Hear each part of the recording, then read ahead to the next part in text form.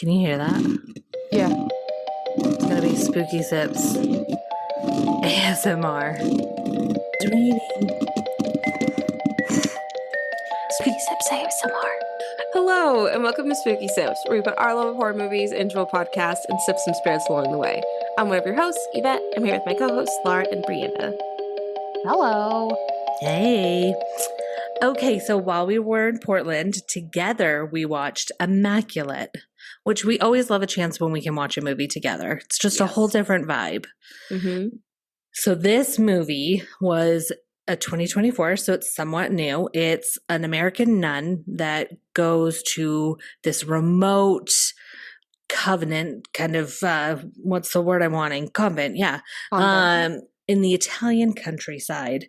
And at first it's like, oh, cute. Everyone's glad she's there. It's going well. But very quickly she starts to realize like, oh, there's some shady things happening here. And it quickly becomes her nightmare.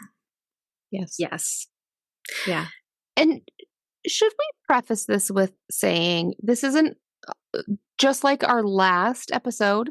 This one's not going to be a completely typical Spooky Sips because we weren't like taking notes because we just had decided to watch it. Mm-hmm. I think it's fine. Yeah. I think we're good. But I think we should explain the reason why we decided to watch this is because we all together went to Yvette's favorite place of movie madness and we rented the most horrific movies that have ever been watched. And so we needed a palate cleanser. We watched Suitable Flesh. Well, and I will say, Flesh? when she says horrific, That's not what she means. No, horrific as in just bad movies. No, as in just a horribly made film. Like, we're not going to even talk about them on Spooky Sips other than to say we watched them and they were so bad we had to watch a good one. Right. So yeah, Suitable Flesh with Heather Graham is a terrible movie. I'm sorry, Heather. I'm sorry, Heather, but it was bad. It was a rough watch. Think of like a porn but not sexy, and a horror movie but not scary, and a good movie but really bad. Yes. That's all we need to say. Get. And so that's the quick summary of that one. And then the other one we watched was Mystery Dinner Party or something. Was Mystery Murder Party? Murder Party. 2007. And I actually have to say, this one I have no regrets about. I really enjoyed watching this movie. No, this one, it gets more on the like bad. It's kind of good, kind of culty. Like it honestly spooky. Takes place on Halloween night. Like not the best movie, but some redeemable qualities. Yes, I agree. There's redeemable qualities. Yeah. But and it's so I graduated in 2007. So like I know the time intimately. This was a very accurate description of that year. Yeah, so if you're like, what was 2007 like? Go watch this movie. Yes. Yeah.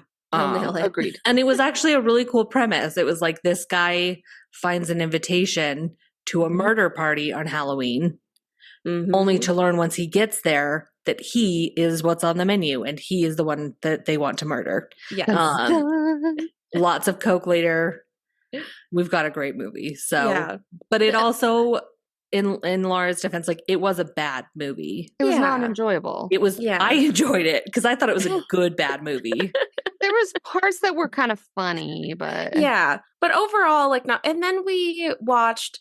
Because, in case it wasn't obvious, our favorite thing to do has always been to sit around, eat snacks, and watch spooky things, in case that wasn't clear. From the get-go. But then we watched a couple episodes of American Horror Stories, which, if you guys haven't watched, they are very hit or miss. Yes. Like, we always pick random ones to, like, get through them, and we picked not good ones. They did not land. They were more like the Black Mirror episodes than American Horror Stories. Like, and they just were kind of intriguing. They felt like a Lifetime version, like a very cheaply made version. Yeah. So we didn't watch. So after all of that, I think we still had one more movie rented, but it was like let's just watch a good horror movie. We got to have a good one to end this trip on. Another good one. Yeah. So that's the only reason I bring this up is because I want to just mention, like, This was late in the night. Right. We were already drunk. Yes. And so we just watched this movie, but it was so good that then we decided we have to talk about it, even though we didn't do our normal. Yeah, like we weren't planning on doing an episode about it. No, we weren't. We loved it so much. Yeah. So yeah, let's get into it. Let's do it. Yeah. Okay, well, I mean, I think we just have to start with the opening scene. Yes. Because we start in the convent. Yes. We meet another, younger girl who's there. Mm-hmm. And I don't even know if there's any words said in the first couple minutes. I don't know. I don't think so. There are, but they're in Italian and there's no subtitles. So we get the gist of what they're saying, but we don't, there's no like translation of her saying. There's no English. Help me or heard. Right. Yeah. Yeah. So we know they are saying words, but we don't know what they are. Yeah. So we see her and she's clearly trying to like break out. I think she's like sneaking into one of the like, superior nuns' rooms and she steals like the old timey keys out of her dresser and she just like books it outside. And she's like going through the roll of keys, trying to like open the giant front gate. So we know like they are getting locked inside. And this is they're chasing after her. Yeah. Yes. And it's like a very typical what you would expect of like almost like, horror movie or castle or something with the gates, like these big wrought iron, like super, super tall gates. And there's fog. There's fog. It's just everywhere. like, it's that perfect spooky vibe. Yes. So she's trying to escape, but she turns around and there's just this group of nuns slowly walking towards her, realizing that she's trying to break out. And so she's like, tries to fit her body through like a small, because I think it was like she even gets it open, but there's chains. Yeah, she gets it still open. wrapped around. And so she's like trying to get her body through and she gets like half her body through the gate, but her legs are still behind when someone grabs her by the legs. And it's like, oh no, she didn't make it. They're going to pull her back in, right? No. Push her leg up against the like wrought iron gate and just snaps her leg. Oh, and you see the bone come out like through the calf muscle. And what I loved was as the nuns were coming up, like they were far away, right? But they weren't running. They were just walking. Like they knew there was no hope for this girl. And that somehow felt even scarier because you're like, oh, okay. Yeah. All right. She's like not getting out of this. Girl, like this girl thinks she has hope, but they know like God has told them she has no hope. She's not on your side. It's fine. Yeah. So then the screen cuts to black. Well, yeah, no, that's not the end of her. That's before or after what happens to her. Well, no, I know. And she's in the... Yes. So the screen cuts to black and we hear her like rustling for something in the match lights. And we just see dirt falling. Like we haven't even really fully seen her yet. We just see dirt falling above her. And like that keeps happening over and over. And she realizes that she has been buried alive. Yeah. Yeah. And I know I have mentioned that appendicitis is my actual worst fear. But a short distance behind that is anything claustrophobic, including and especially being buried alive. Yeah.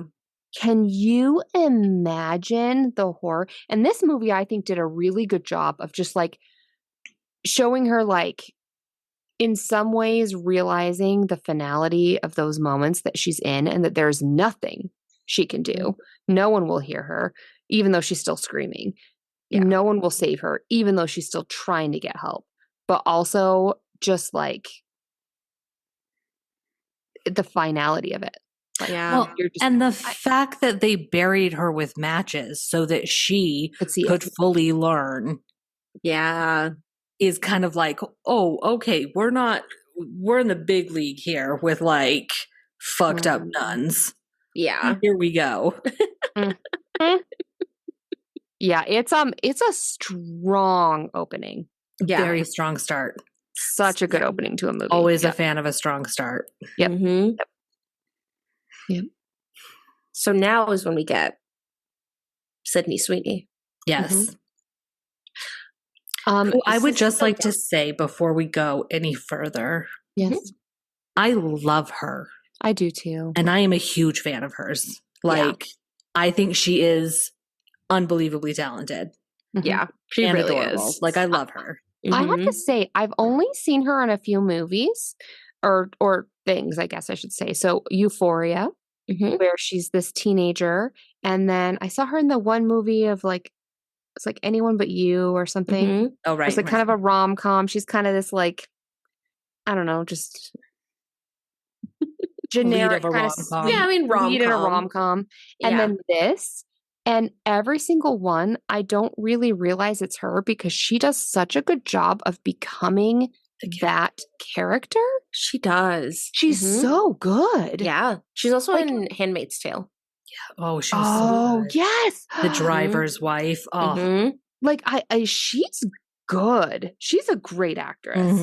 Yeah. And well, I think we kind of learned one of the two of you knew that like she pushed for this to be made. Yes. Right. She did. Movie. Yeah. So we can get into it a little bit. So she had originally auditioned for this movie in 2014 when she was like 16, 17 years old. And over time, she had kind of like followed up with her agent and like people just like, hey, like, did that get made? Like, are they still working on it? So it kind of just never materialized. But she kind of like kept thinking about it. And she mentioned it was while she was working on Handmaid's Tale that she kind of thought about how she would make the movie.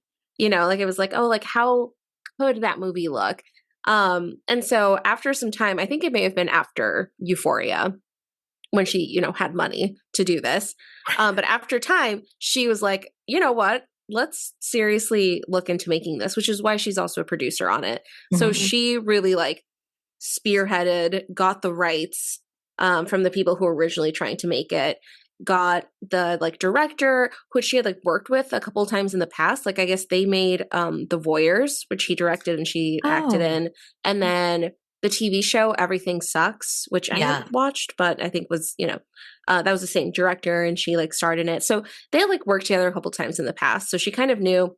I feel like she did, which is kind of cool. I saw an interview with her for like South by Southwest because that's when it's like that's where it premiered, where she just like got a bunch of people that she had worked with in the past to kind of be like, let's like grow your career here, you know, like so she took people that she had worked with on like White Lotus and Euphoria and like all of these people she like kind of met over time to like bring them in to make this movie and like create her own little team to get the movie started. That's so cool. So, yeah, no, she very much like spearheaded it. You know, she got the like a writer. So between the writer and the director, they changed it up a little bit. I guess the original movie wasn't even about nuns.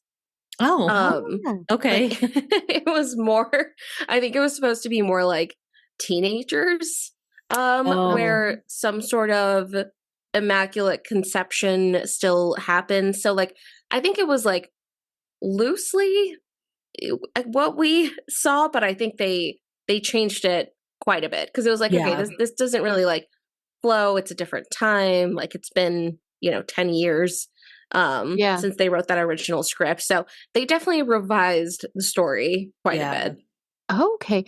Oh my gosh, that's so interesting because I feel like it's funny. You know, you hear the word immaculate and I was just thinking kind of almost like purity or whatever. Well, right. No, we have to talk about this. No, okay, because we were watching it and it's the scene where like, you know, it's going down. We're about to figure out what it is. Yeah. And like both Laura and Yvette were like, oh, I wonder if it's this or that. And I was like, no, you guys, she's pregnant. Like, and you were both like, what? I was like, yeah, like immaculate conception. And I was like, oh my. And it was like the first time you two had ever heard of that. I didn't like put those two things together. No, I know. Like, and that's, it's so funny. It was just such a funny moment. No, because I think we were both thinking that same, like, oh, like clean, pure, like perfection definition of immaculate. So And like, then of course it's Immaculate Conception. Pregnant. Oh my God. No, it's so funny. no, there were all these hints, and Laura. No, was there like, were so many what? hints. But also, yeah, I love that it's nuns, because once we like get into talking about what happens in the movie, it totally makes sense. And I think it's so much better that it's the nun route versus the just teenagers getting pregnant route. Yeah, agreed. Love it. Love it. Yeah. So we get the scene. I was gonna say maybe that's a good segue to talk about what we're sipping on tonight. Because you found, because we were all tonight. like, what should we do? And so I like just randomly typed in Immaculate Conception cocktail, and it's a thing. Good place to start, you know? It's a Just real Google it. drink. So we were like, okay, solid. Like, we'll just do that. So we'll share the recipe in the description and then on Instagram. But it's got coconut rum, vodka, apple liqueur, strawberry puree. And we'll give the details. It's like 30 milligrams of all of those, a dash of the puree. And you just mix it all together. And I don't know why that's Immaculate Conception, but I don't know, but that sounds delish. We got to stay on brand, you know, get the on nice, theme. like, tropical, good summer drink. like fruity. That is a good summer drink. To be totally honest and transparent, I did not have those things. So I went the alternate route of the only thing we saw them drinking in the movie was red wine. So that's what I'm drinking. If we're dealing with Catholics, we're dealing with red wine. There will be red wine. It's a safe bet. It's a safe bet. Yeah. So if you don't want to make the cocktail, red wine. Red wine's a good way to go. Little Jesus water, if you will. Yes. Okay, so yes. All right, so we get this girl. She's from America. She's at the airport, comes in. Yeah, she comes to Italy, this Italian convent, and she doesn't speak much Italian. And we kind of learned that she turned to being a nun when, I guess after, I forget how old it was, but she was a kid and she had this near drowning experience in a lake. And then it was a big deal. She was in the paper. Yeah. And so she really died. She died. Yeah. Like she died. Yeah. Right. So then she, after that, decided she just, vowed her life to God and was going to be a nun. Because she believed that God was saving her for something. So even though there's, obviously convents in the US, she kind of got recruited from this Italian convent. Yeah, she got invited. Yeah, they were like, hey, come here. Yeah. And I mean, if someone from Italy invites you to come to Italy, you go. It's Right. like, okay. And yeah, this was another cute watching moment that we had. But there's a lot of Italian happening, and there's no subtitles. Like there's no Italian to English. You're about to make fun of me. No. No, it was cute. I'm not making fun of you. But Laura was sure something was wrong with the TV. Like she wanted us to check the settings. Like she was like, you guys, it's not supposed to be this way. And Yvette and I were kind of like, well, no, it's because we're hearing what she's hearing. This is her experience. So like she doesn't know what they're saying. And so I looked it up and it was correct. You are not supposed to have subtitles because you're seeing it from her point of view.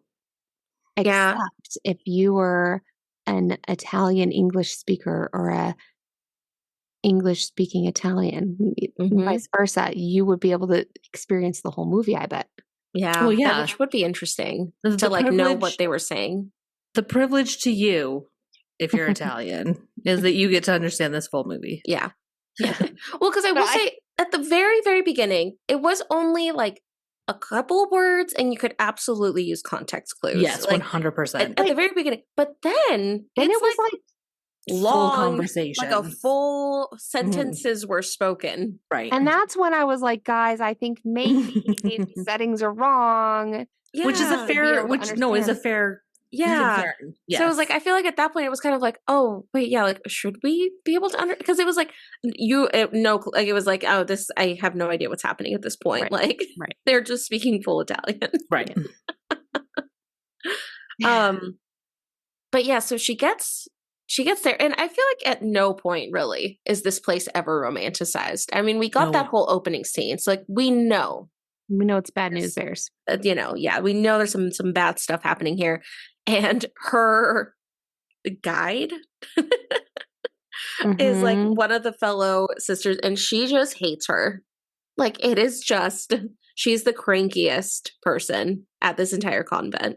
Yeah. Like you can tell she's just like reluctant to show her around. Like she's very much so like, don't come here to like find yourself. Like that's not what this is about. Like, the entire convent is for like old nuns. Like death is a part of their everyday life. Like it is just not good vibes from the beginning. You can almost tell that there's this jealousy that this new young nun is being coveted, and she's like, well, screw that. Like we're all supposed to be workers of God here. Like, but then once we realize what happens there, do you think maybe her motives were not so nefarious? Yeah, for sure.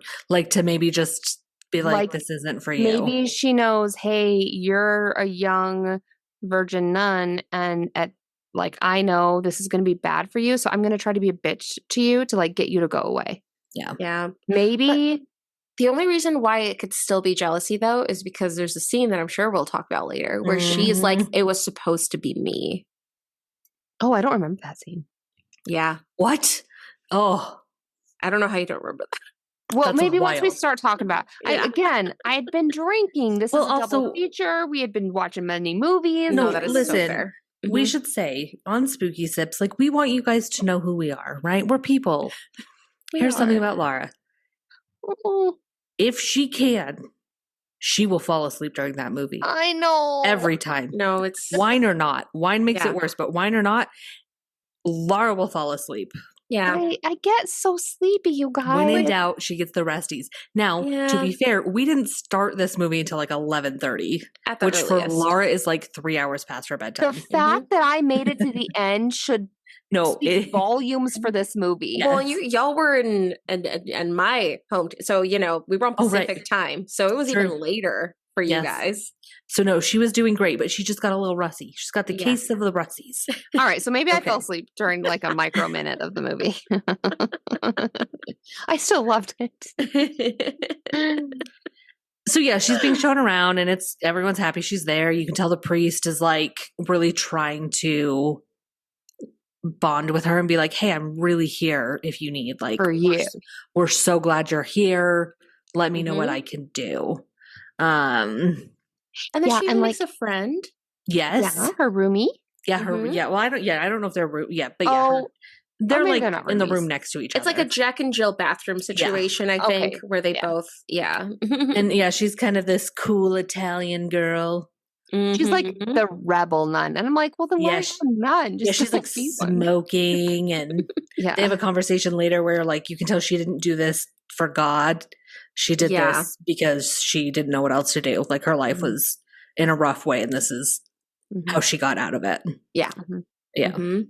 And so when Sister Sweeney, I guess Cecilia is her name, I think. We'll call her Sister Sweeney, though. Which is cute. Like it's kind of an Italian name, right? Like, I think it's pretty shortly after she gets like inducted to be a nun. She has to do her vows. Her vows. Yeah. Is it like shortly after that they show her the nail? Yeah. Of the crucifix? Yeah. Yes. So they show her that there is this incredibly sacred, special, giant freaking nail. And when she walks into the chamber, there's just a woman in black, or not just a thing, a body in a black thing, just face down on the ground. Well, it's like black, but like with red nylon stocking over her face. So she tried to ask if they were okay, like she was concerned, and the face turns and it's got this like black stocking on their face. And then the head nun was there. Yeah. Do they call, is that mother when they're the head nun or what? There's a name. Was it like superior or I something? was just going to say Mother Superior, but I was like, Yes. am I confusing American else? I don't know if Horror it's, Story? I think Might it's, be yeah, I don't know. I'm not up on my I think it's Catholic Mother legal. Superior. I think it is Mother Superior. Yeah. But she's in there and she's like, shows her the box, and yeah, that's the nail.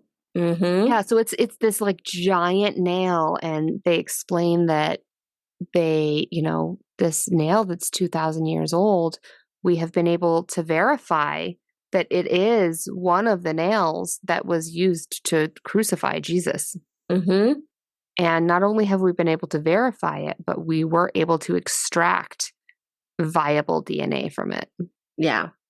So they know all of this information from it. We know it's Jesus. And then there's like a, cute montage the next day of her like learning her responsibilities, laundry. There's a scene where they kill a chicken and she's like, I can't do this. She's like not able to kill the chicken. Yeah. But yeah, she's just kind of showing what her life is like there. And it's all just spooky vibes the whole time, I feel like. Like it just doesn't feel right. Yeah, she's helping this one elderly nun, and she sees her feet, and she has these cross patterns burned into the sole of her feet, this elder nun. So there's just like a lot of spooky vibes happening. Yeah. So I think pretty quickly she starts to feel a little sick. Yeah, she starts puking. And then, she's like, I don't feel well. And then she throws up. And that's the moment that Brianna like pointed out to Laura. Because it was like, obviously, if a woman throws up in a movie, she's pregnant. Well, and I was thinking the same thing, but then I was thinking like, it just didn't occur to me. No, we did not connect the name of this movie. Laura and I were like, wow, that's crazy. She's sick.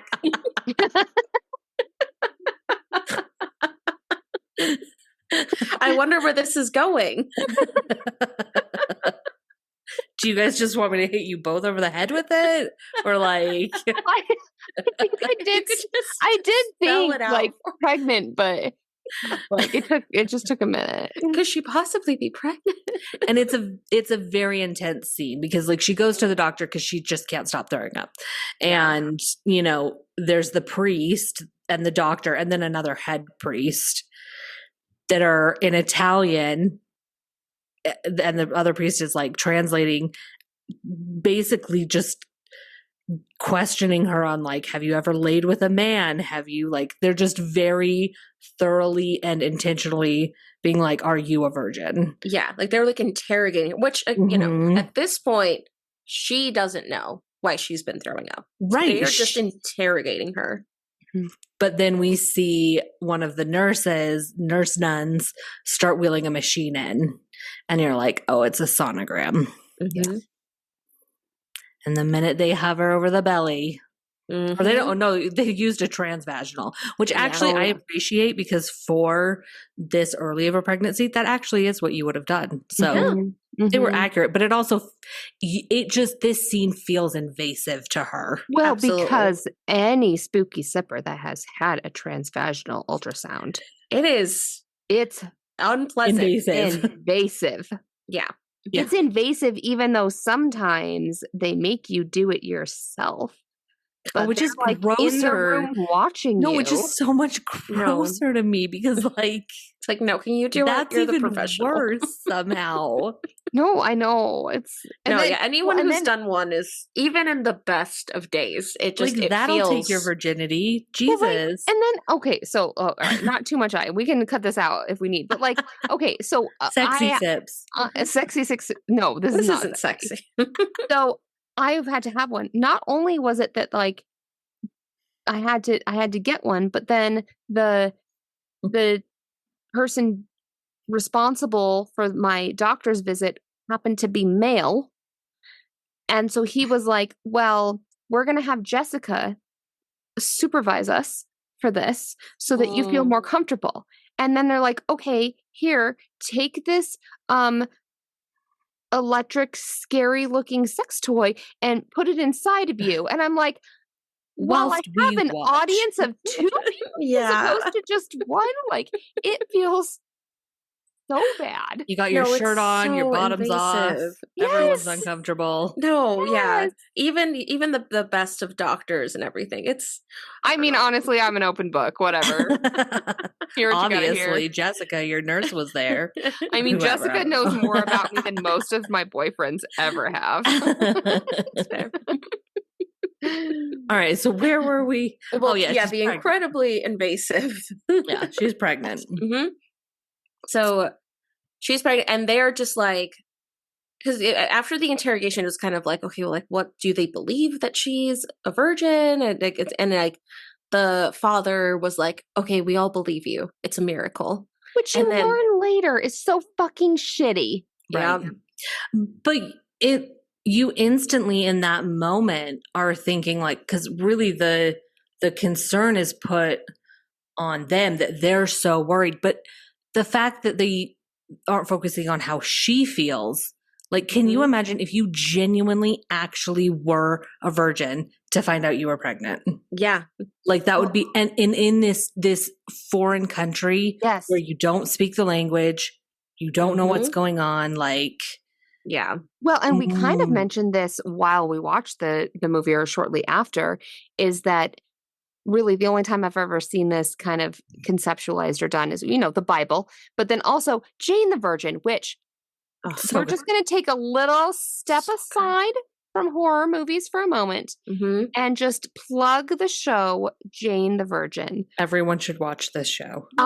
Really though. I have laughed, had deep thoughts, convulsively cried more in that show than any other show. It's so heartwarming and just true and genuine and wonderful. Everyone go watch Jane the Virgin. It's so good. It's such a so cute good. show. It's going to piss you off. It's No, going to make you live in love. It like holds a place in my heart. It's that so show. good. Yeah. It's one of so those. good. So No, Everyone you're go done watch with Immaculate, go start Jane the Virgin. Jane the Virgin. Because honestly, other than this movie, and again, the Bible, I've never heard of a woman who honestly says they've never had sex that gets pregnant. Yeah. So everyone immediately starts treating her differently. Cecilia. We get this scene, which again, I think we all noticed. It was like, this feels like something out of Euphoria. Like you get this scene where she's like full Virgin Mary. Like she has this golden crown. She's at the top of like the altar, basically, wearing this like, very like detailed, ornate, like clothing with this like big veil over as like everyone's just like staring at her. And I mean, again, Sydney Sweeney, her acting, like her face during this, like she's just like heartbroken and confused. Like you can see the emotion of her just like, it's that like she's staring into the void during that scene. Completely. And we should also talk about, just because I think it comes up in this scene, you were just mentioning her wardrobe. The wardrobe in this movie in general.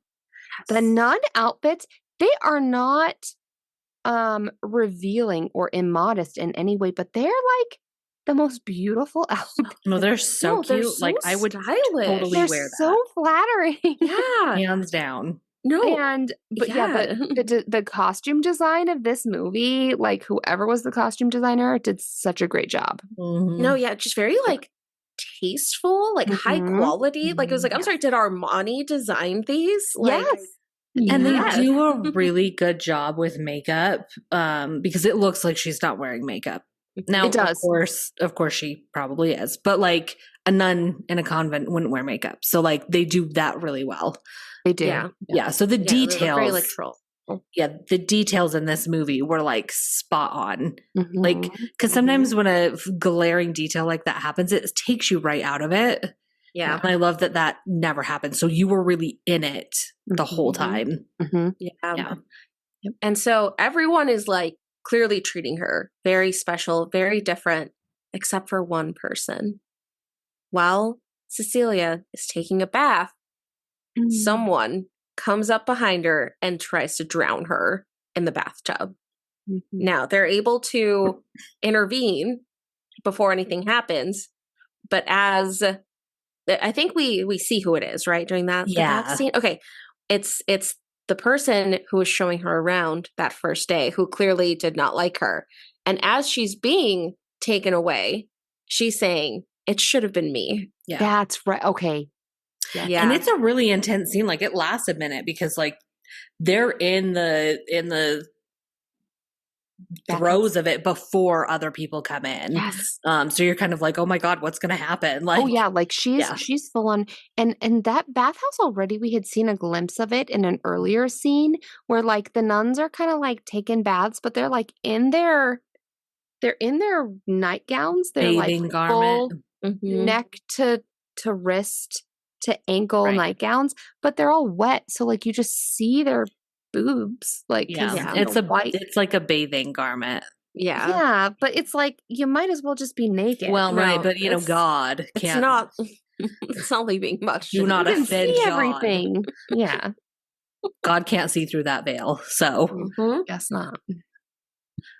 And yeah, so you know, and then there's these moments where it's like first trimester, second trimester. So we kind of they just go in little blocks of first, second, and third trimester. Yeah, and I'm trying to think. Not too much else happens. Now we're in second, and like little things happen. Like in one of the trimesters, like Sister Sweeney, she throws up a tooth. Yes, and so like little moments happen where she's like, "This isn't right." Yeah. Like, and she also throwing up a tooth. Yeah, she's also upset that she hasn't been taken to the hospital because her roommate friend is like, you're 5 months pregnant and they still haven't taken you to a hospital. Like, you need to get out of here. Yeah. Like, she's upset for her. They realize, stuff's up. Yeah, where it's like, no, like maybe like a real hospital, because they have like the convent doctor who, you know, has been doing stuff. But it's like, no, like, and at this point, I think she even starts asking, like, can I just be taken to like a normal hospital just to get like checked on? And they're like, no, what if it got out? Like, word got out. They don't want anyone to know. You could get sick. You could pick something up. Like, no, you're so much safer here. Yeah. And I think at somewhere along this point, I forget her name, the person who tried to drown her and was the one that was showing her around. Yeah, the sister's name. The trainer. I don't remember her name. Well, it looks like everything really got to her because she jumps off the roof. Which is like probably 3 to 4 stories. Like, it's like a large decadent building that they're in. And again, like they did the gore really well in this movie. Like, they did a good job of not overdoing it and making it look very realistic. Totally. Because she falls from the roof and lands face first onto the ground. And Cecilia runs up and they turn her and they show her face, and it's just it's really gross. A skinned face that just hit the ground. Like, looks exactly like what just happened. Yeah. And like, I think you're just saying, like, they don't show too much in this movie, but they show just the right amount to really create these visceral reactions. Yes. Yeah. In you. Like, yeah, and you're right, because they do it in a way where they haven't really shown much, so you don't suspect it coming when it does. Like, it really throws you off. You weren't prepping for it. Yeah. So I feel like at this point things start to like escalate, where it's like, okay, I need to go to a regular hospital. Clearly something's not right. I think at one point she tries to like read the file that they have on her, where she realizes they know a lot more about her than she originally thought. And the first to really speak up about this is her roomie / only friend. Yes. She like, and again, we don't know what she says because it's all in Italian. Right. But she has like a public outburst. Like, like, you know, she's telling everyone something. Like, it's like something's clearly wrong. I feel like from context clues, it's like, okay, like, come on, guys, something is up here. Like, things are not right. And then I think they just take her away. Yeah. Take her away. They do. And we see I don't know if it's immediately after or someone after we see what ends up happening with her. Right. I think Yeah, it's like that night. That's when she's running in the catacombs, right? Well, when she's in the room, she's outside. Cecilia's outside. She hears something happening in a room. Yeah, but I can't remember like how they catch the friend. No, you're right. They catch her and they put her in a chair. Mm-hmm. Yes. And like they have Cecilia, this, like, she just heard the screaming, so she went towards it and peeked into the room. There was like a hole in the door. And like maybe it's just coming off of we watched Saw and then we saw the musical and then we watched this movie, but they put this contraption on her face that like basically it's this metallic thing over her jaw and it like holds in place and then pulls out and holds in place her tongue. Yeah. And they just cut off. They take this like giant knife, just cut off her tongue. And honestly, I like movies that take me to places I'm not expecting because I really thought maybe they would have kept her alive. Like maybe she was just going to be kind of like Game of Thrones style where they like cut off her tongue and then she just becomes this like person that cannot speak. But I was hopeful that she wasn't dead. Well, yeah, that's what we were thinking. Yeah. No, that's what I expected too, where it's like, oh, that was her punishment.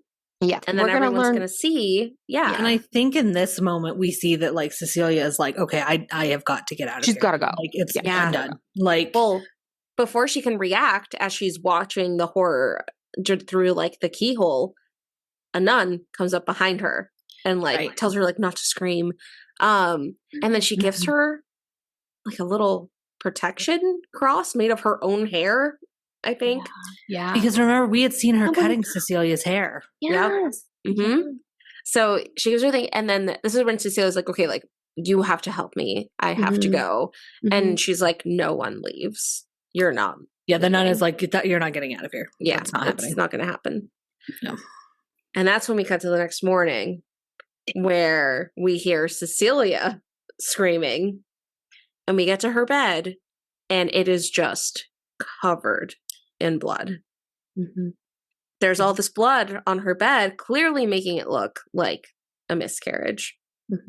And so everyone is like freaking out, and it's like, okay, like we finally have to take her to the hospital. You can tell they're confused, concerned enough. Yeah. And the way she's screaming is clearly in this way that's like, it's almost like timed, like melodic, like what would happen with contractions. Yes. Right. Like definitely. She's definitely in early labor. Seems like she's in early, but also wrong labor. Like there should not be that much blood. Something's definitely wrong. So they put her in a car and drive off. Yeah, the priest drives her. The priest and maybe one other person. Yeah. Yeah, we haven't talked too much about like how much the priest seems invested. Like we talked earlier about how like he's invested in her, but like in this pregnancy, he's like very. Yeah, and he's the one that is translating.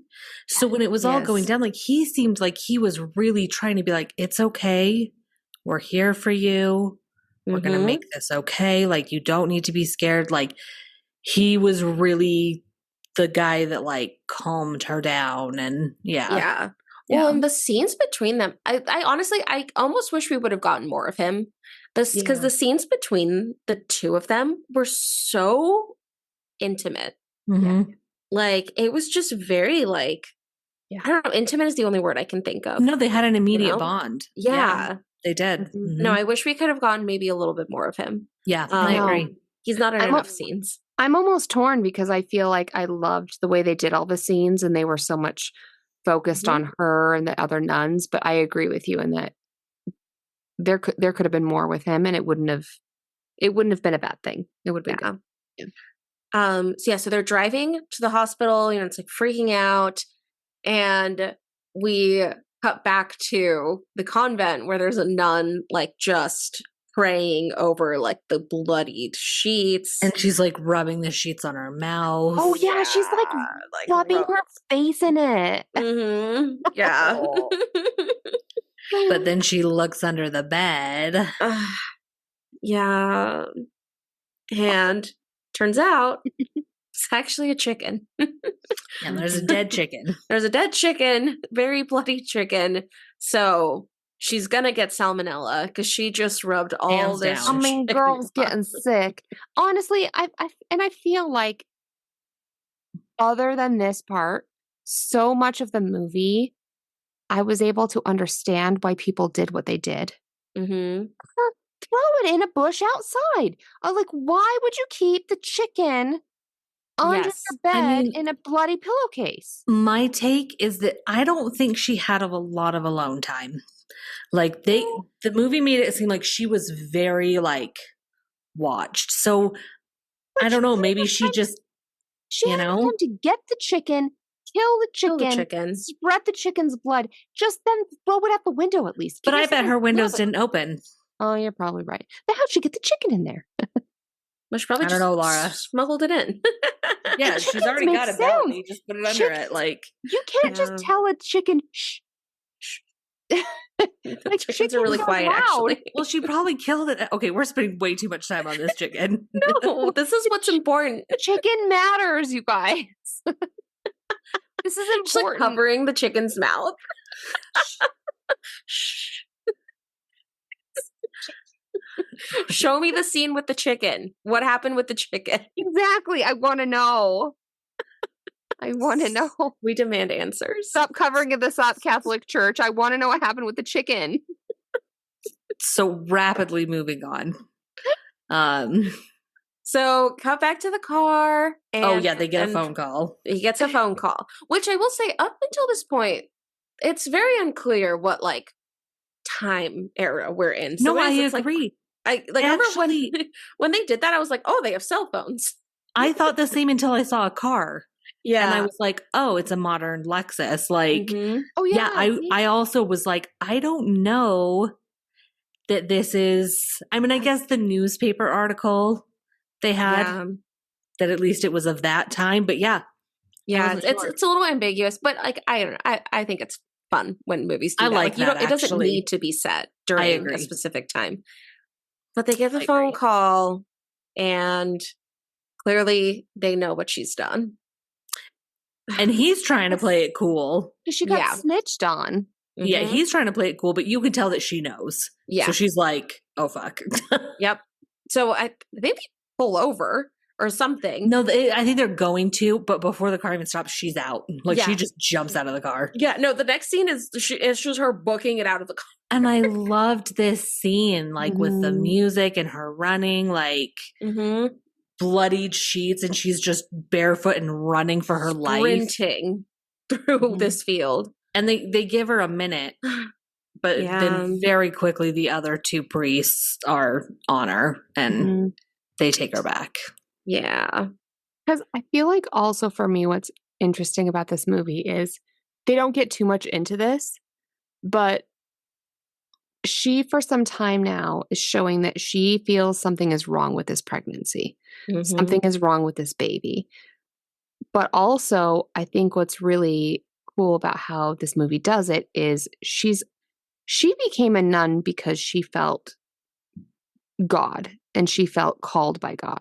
Mhm. So even though she felt like something is really wrong, like she wasn't going to compromise this pregnancy. Mhm. You know what I Yeah. mean? Like she couldn't like make herself fall down. She couldn't like she wasn't sure what to do about the fact that she had this like baby growing inside of her.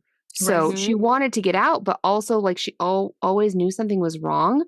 And I love the subtleties of the way that they showed this kind of battle going on with Mhm. her. Yeah, because they showed a few scenes of her in confession before this that were Mhm. interesting. Like, Yeah. just the dynamic was, interesting. Yeah, Yeah. Mhm. totally.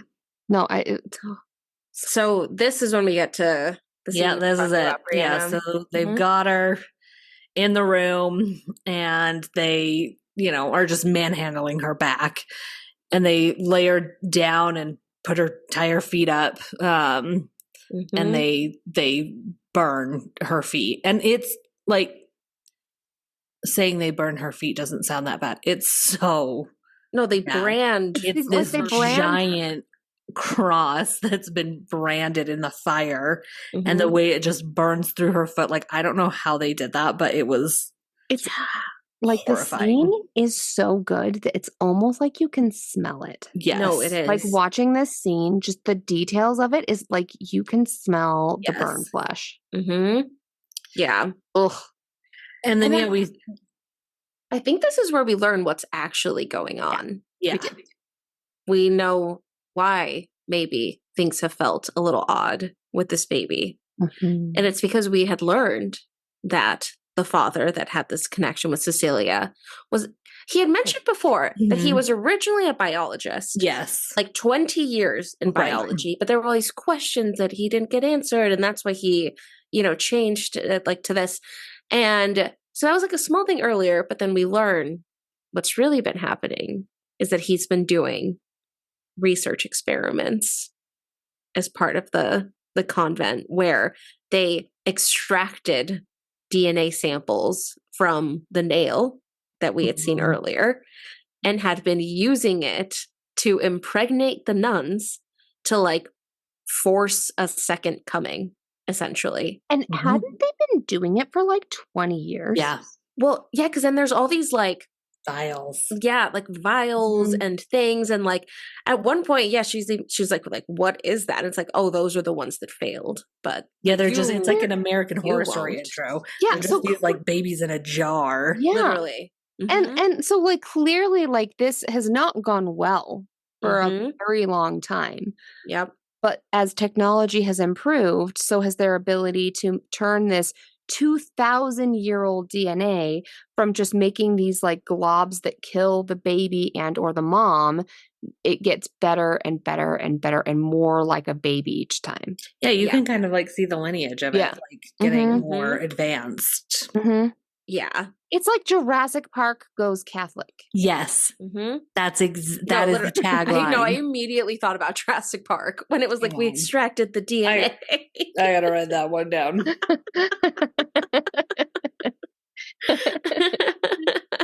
Oh, it's wild. Yes, absolutely Jurassic Park. Jurassic Park goes Catholic. So then Sweeney tries to escape. Yeah, I think this is like third trimester. We're at the end of her pregnancy. Yeah, because they kind of just wheel her around in this wheelchair because Mhm. she can't walk because of her feet. At one point, we see that her fingernail comes off. Oh, yeah. That's We've seen that disgusting. too. Yeah. She just Mhm. peels it off like bleh. Hated that. I could not it- watch that. At Which, one point, like, I have heard of, like, there can be huge dental problems in pregnancy. So I have actually, heard that. when her tooth fell out, I turned to both and I was like, no, that can happen. And Yeah, you're like, "What?" that one's fair. Yeah, but you don't just But like the randomly nail- peel off a fingernail. The nail is not fair. That's if Yeah. that happens, go to the hospital. Yeah. Let us know if we're wrong, but that And it was that like didn't seem black wrong. underneath. Yeah, if it was you're- like dead. Like Yeah. the nail was dead. You know those like law firm commercials? If your fingernail has fallen off during pregnancy, contact Spooky Sips Podcast. If you're a loved one. Immediately. Yes, if you were a loved one. Call Spooky Sips right now. We need a 1-800 number. Yes. Anyways. Okay, add that to the to-do list. We'll get a Yes. 1-800 Okay. number. So the next thing I'm thinking of is when she like beats the old nun to death. The Mother Superior. So yeah, that is the opening scene to the rest of the movie. Yeah. And yeah, it's amazing because they had left her untied because she had been tied down, we should say. She was in restraints. But they left her untied because her feet are burned. She can't walk. What is she going to do? Mm-hmm. You know? And She's so called out like the guy from Saw. Yeah. Like we've seen this work. Drag herself. At this but point, if you're not listening to every episode in order, We can't do anything. It's too late. We can't do anything about Start that. over. We'll see you in 40 plus episodes. It's chronological So listen now. to 2 episodes ago and then last episode, and you'll figure it out. Yeah. Beats Mother Superior with a cross. And it's a in the heavy room. looking cross. It's intense. And it's like, all right, here we go. She's about to run away. But then what happens? We all yelled at her to keep the cross because like she flings it across the room. And we're like, no, take it. Keep your defense weapon. She makes a lot of great decisions and then a few really silly ones. And then a few bad ones. You know, though, I appreciate that because the honest to God truth is nobody knows how they'll react. And your logic is not intact in a moment of crisis. That's true. So you're probably not making the best decision. So, yeah, you know. Yeah, that's fair. And then her water breaks. Yes. And she just, I love the look on her face like, are you kidding me? Yeah. Not right now. She's like, damn. Like, well, son of a bitch. Like most mothers. Damn it. You could have done this tomorrow. And then she's like trying to run through the catacombs. Yeah, she gets down to the catacombs. Because she gets down to the basement. Yeah, so this is because she finds the father in his lab. Yeah, there's gonna be like a Right. situation, but is he in the catacombs? No, Well, I think it's in the basement, which probably then leads to it. Yeah. So first lab. Well, I think first she like maybe kills someone by choking them with a rosary. Yes, she does. The priest, right? The head. Yeah, the higher up priest. Yeah, like the guy she did confession with, like the main guy. And then she goes to the lab.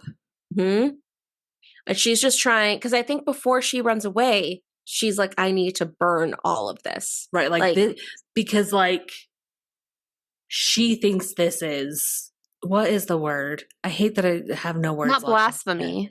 Yeah, I guess you could say but like an abomination. Like this is not right. No. And I do respect that because I feel like it maybe wouldn't necessarily be my go-to, but this is a woman who has vowed her life to Christ and she truly believes in religion, in her church's preaching of how the world works. And she thinks, okay, I've got this dude and he's trying to play God right now and he's trying to make Jesus again. And this is absolutely an abomination and I have to stop it if I can. Yeah. Like, even if it means I'm going to die. Like, this is going to be bigger than anything I'll ever do. Like, she was assaulted. Like, she was impregnated against her consent. So, like, I think she also has this, like, one crime of humanity can't begin another saving moment of like that isn't how this works. Like don't God wouldn't do this. Yes, exactly. And don't they even kind of like they show when initially she does her initiation, for lack of a better word, into the nunnery. It's a very obvious, like it's a marriage ceremony. Yes. Like she is saying, I vow my life, my marriage, my chastity to God. To God. And so she never wanted that. Right. And do they ever explain? Did they like drug her? Did they like? No, they don't, but I'm assuming it would be pregnant? easy enough to drug her. Yeah. Because she has a few weird dreams. Maybe she does have weird dreams. Yeah. So it's probably, but they don't explicitly. Yeah. Which is fine. It's not like a needed part. Well, but, no, right. I just wanted to make sure I wasn't sleeping. No. Yeah. I don't think so. So she's in the lab and they're kind of arguing and because the guy that was there before she can burn it all down. Right. They kind of get into like a fight. She manages to get out. She had poured everything with gasoline, and so she's able to like light it all on fire. And while he's still inside, locks the door. Yes. And so it's like, all right, moment of relief. She's like on the floor, kind of like taking a deep breath. Like, okay, she's 3 down, doing good. But the guy was not dead. No, he broke through the door. Breaks through the door. Of course, because he's the Antichrist. Of course. Right. Still alive. Yeah. And so, this chase between them in the catacombs ensues. Mm-hmm. And at one moment, she's in this room that, they're just these rectangles stacked on top of each other. Mm-hmm. And she turns her head and it's her friend's body. Mm-hmm. Yeah. With the one where we saw her tongue be cut out. Yeah, the tongue cut out girl. Right. Yeah. And so we realized, she didn't make it after all. Yeah. And like she has this flashlight that she keeps having to like turn on and off because the guy is like chasing through her. And I feel like the tunnels were so cool because they really did feel like they went on forever. And there were always like 7 different options. Yeah, you like, never knew where she turn. came from or where to go. Which, honestly, you guys, that's really realistic. Have you been in catacombs? I will never. I Go will to catacombs? Brianna, never. you have to. That's like my worst nightmare. No. As the a spooky appreciator, you have to. No, they're like kind of beautiful. They're really beautiful. There's so many human skulls that you can just touch. You know how you said being buried alive is your greatest fear? Yeah. Me being trapped in a place where I believe there is an escape, but there is not. That is my biggest fear. Okay, so don't go in the parts of the catacombs that have not been officially sanctioned for tourists. Okay. Yes. Only go in the places that the tourists are allowed to go. Those are the prettiest ones anyway. Okay. And then you can leave like but I have heard stories of people like going in the catacombs and they go off the route they're not supposed to go and they've died there because you cannot find your way because there are like miles and miles of underground I will never go. They're so cool. No, they are actually really cool to see. Very cool. You just have to go to the ones that guide you through. I will go with a tour guide. Well, add that to the spooky sips. I'll be like, I'll pay you $200 and just walk with me. Yeah, go with the tour guide. That's all you have to do. That's fine. Yeah. So anyways, so she finally sees this little window. Yes. And she's like, okay. And like, I think it's really important to remember she is 9 months pregnant. She is in active labor. Yes. And her feet are still open wounds. Yeah. Yeah. Yeah. And of course she jumps up and she's army crawling and you just know. He grabs her feet and he pulls her back in. Yeah. I don't really remember what happens. Well, he has a scalpel. Oh, that's it. That's what it is. That's what it is. Right. Yes. Thank you. Yeah. Okay, so he pulls her back in and he's like, I'm going to get this baby. And so he starts he just stabs on her stomach and starts cutting. Did you know that you have to go through 9 layers in a C-section? Is a fact I do not like. I have a really good friend that has had a C-section. And we can cut this out if we need. Cut it out.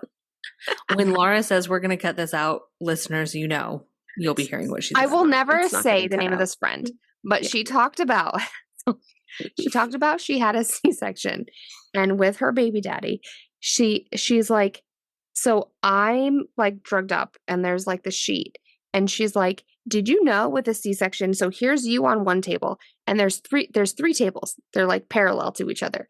She's like, each of your organs, they just take it out and they just put it on the table next to you. It's true. And I'm like, oh my gosh. That's not what I expected to happen. Oh my God, Susie, I'm going to vomit. And she's like, no, they just take it. And there's just there's your, intestines, and there's your kidney, and there's your whatever. I'm probably not saying actual anatomical correct yeah, but things. But all these things they just put on the table next to you, so and then just scoop out the baby, and then they just hand you the baby, and then they just shove it all back in. All right, just gonna repackage that.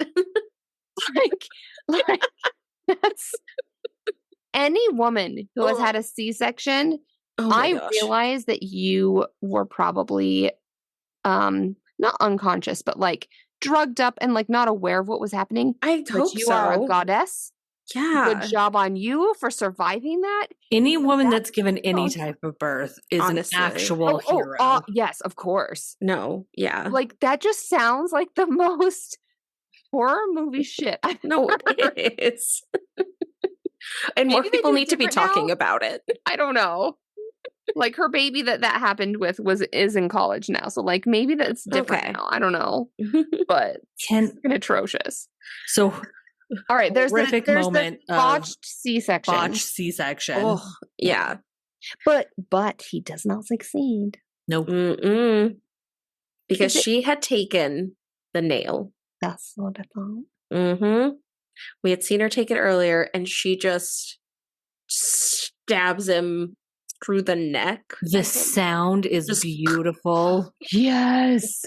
And it just goes straight through his neck. Mm-hmm. And he's just profusely bleeding. Yeah.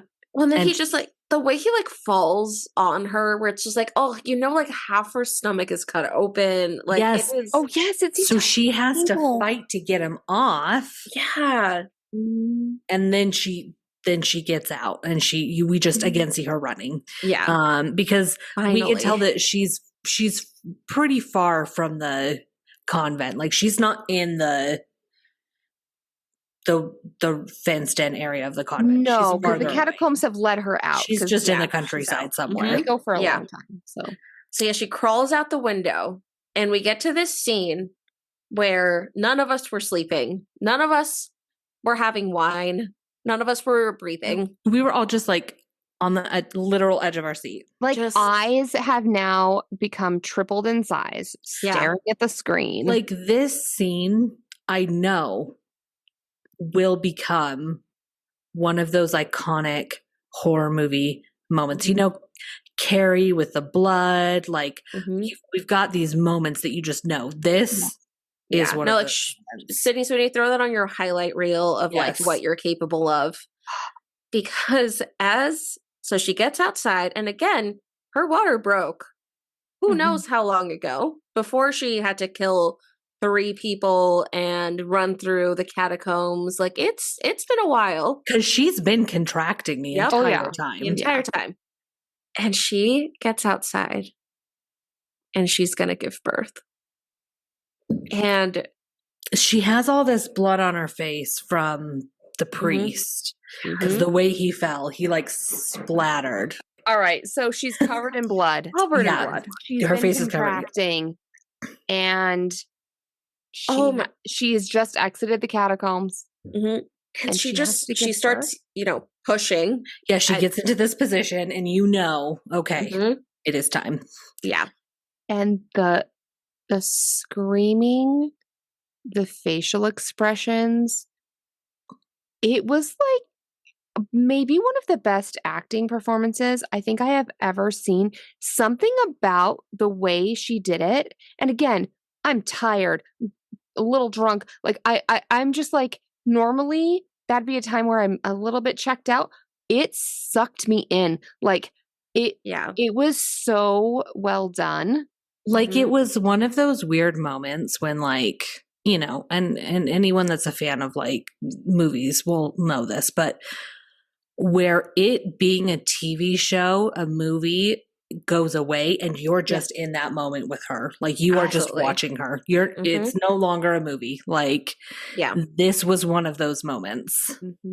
Because it's like she's doing, again, it's like, where she starts to like, push the baby out. So it's like her teeth are clenched.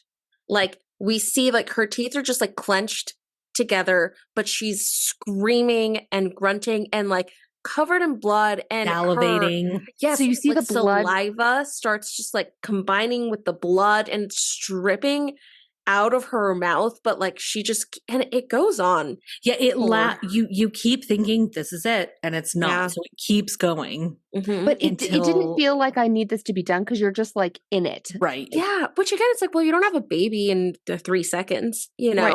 Like exactly. I appreciated they're like, no, like this is not going to be quick. And then we hear it and we know. Oh. But here's what we hear.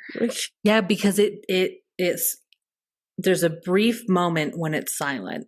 The squelching is done, the screaming is done, it's silent. But then we slightly hear a baby. Kind of a baby. Like a little whimper. I feel like we hear parts that are baby-esque, but it is equally, if not more, mixed in with parts that are like this animal growl grunting. Like that is not a sound that a human baby has the ability to make. Yeah. And then we see her. Yeah, she looks down. She does. And she grabs her umbilical cord. And I love this moment because here's something I hate. Nobody in movie ever reference the umbilical cord. They don't acknowledge it. They never. But she sure fucking does. And she puts that son of a bitch in her mouth. And they must have like done research. I'm gonna throw what up. This would have actually been, because the way she has to do it is so realistic. Oh, like the tearing, but like it doesn't tear through the. I mean, because it's like meat. Yeah, like she bites on it to like just tear it apart. But she does it, and she just does it with this passion in her eyes. Like, I have to do this now. I got to get this done. Yeah. And then she very slowly gets up. And there's a stone wall. She very slowly and just kind of like, it's this moment where, just the realization is there and it's just doing what needs to be done. Yeah, it's this quiet determination of like, this is what I'm doing. And she picks up a giant stone. And we see in the background, blurred in the background, something that maybe loosely resembles a baby. But the coloring, it's like all black wrong and purple, and very red, and it just is wrong. And the sounds are again, it's like it's slight. I feel like they included baby noises in there, but it's not more just a baby growl noises than baby. And she lifts it over her head. She throws it down. That's the end of the movie. Yeah.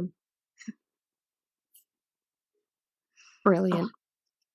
It's like hard to know how to say words after that, because I feel, you know what I mean? Like, I feel like even in the movie, we all were just silent. We were really quiet for a long time. You have to just sit there for a minute and just realize what the fuck just happened. Right. Because it's that subtlety, but like a heaviness in that subtlety. Like, oh yeah, it's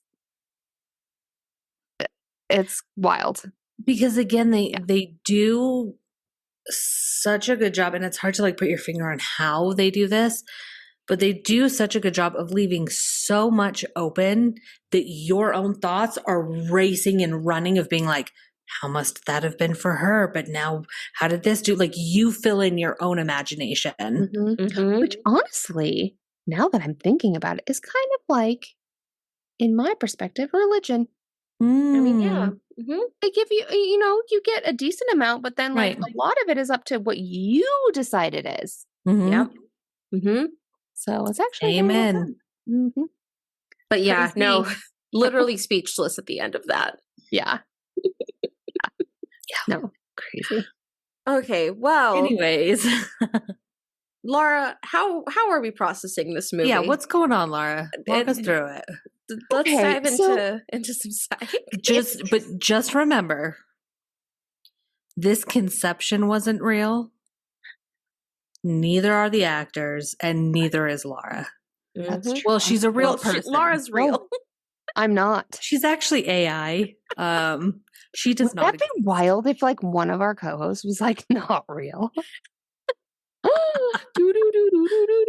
No, she's a real person. She's not a real doctor, so don't worry about it. Correct. I failed that after my first year. That is not how that went down. Not how that No, actually, anyways. I got straight A's, but I realized this sucks. You just So I'm cried not a doing it lot. anymore. So Yeah, Right a that's lot. okay. where are we at? It's so funny because when we were all hanging out and we watched this movie and I thought like it was so good, I had these ideas, you guys. I was like, I know what I'm going to do for psych. And the last 3 days, I've been trying to think to myself, what the hell did I think I was going to do for psych? Like I couldn't remember. I could not remember what I was going to like, do. man, I had all these ideas. I can't wait to do these. So I'm going to a little bit go back to some of what we used to do back in the early days of Spooky Sips, of a diagnosis and a discussion. And I'm going to center around who I believe in this movie is the main villain. Okay? The priest. The priest. Mm-hmm. And what I am going to diagnose him with, which is not a real diagnosis, but again, that's okay because I'm also not a real doctor. I'm diagnosing him with a God complex. Yeah. Well, that one was, there. Mm-hmm. So we're going to talk a little bit about what a God complex is. So this is not in the DSM. It's not like it's not like a standard diagnosis that someone will get.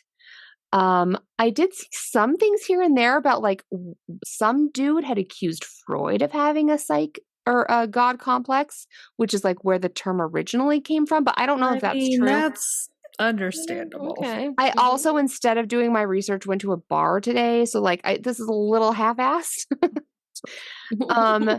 But essentially a God complex it's a term that describes a person who has an inflated sense of your own abilities, importance, and superiority. And a God complex is slightly different than a superiority complex. Whereas a superiority complex is going to be more like, you just think you're the shit. But a God complex is like, not only do you think you're the shit, but you also like feel like you can control and manipulate other people. Like they are your puppets. Mm-hmm. What's the exact opposite of that? Is it like a rat's complex? I mean, I think that's what I have. I think that's an inferiority complex. Oh, I like a rat's complex better, so that's what I'm going to call it. Mm-hmm. Like a rat one or something. Yeah. I'm a rat. Oh, this is so unrelated, but Matt once had a dream that like everyone was rats. And it was like, it sounds like such a lovely dream though. We're like, I think we were all in it. Like we lived in this rat world. And he was like, it was so pleasant actually. What was that movie? The Tales of Nim or some shit like that. Do you remember that, Brianna? Yeah. We watched it when we were kids and like, I think they were all mice or rats. I don't know. But it was really good. And I'm just picturing us all like those little mice rats. Yeah. And like, it was this whole society of rats. So that sounds great, actually, Brianna. So anyways, so this doctor. Okay. All right. So here are some traits if you have a God's complex. So we're going to see if these match our priest. What was the priest's name? Do we know? You know, we should just check. Honestly, I don't know. Wait, which one? Like the guy who acted as her little translator. Okay, he was like super skeezy and like Father Sal. Is that okay? right? I honestly don't think it was like referenced often. Huh. Well, anyway, that dude. Mm-hmm. So they have this sense of entitlement. So they feel like they deserve special treatments or privileges. Yes, it's got that. Mm-hmm. They exhibit control.